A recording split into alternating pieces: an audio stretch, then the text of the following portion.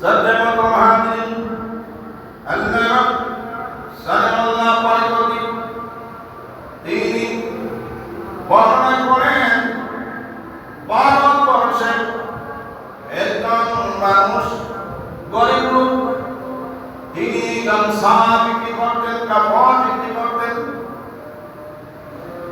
তিনি বাজারে চলে গেছেন, হঠাৎ তিনি শুনলেন একটা আওয়াজ হচ্ছে।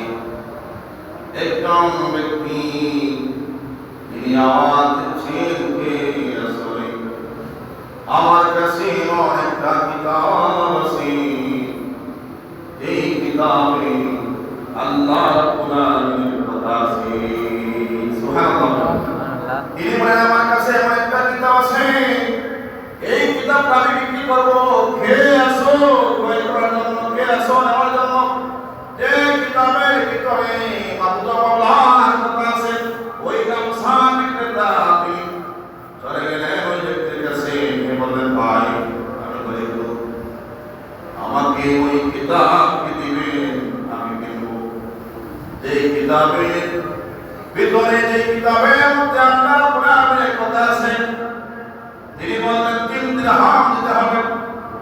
এই কিতাব দিতে হলে 3 দিরহাম দিতে হবে।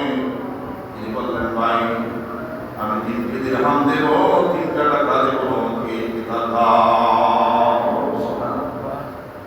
তিনি কিতাব ক্রয় করলেন, কিতাব আনলেন, আনার পরে মুখে লাগাইলেন, বাড়িতে চলে গেলেন।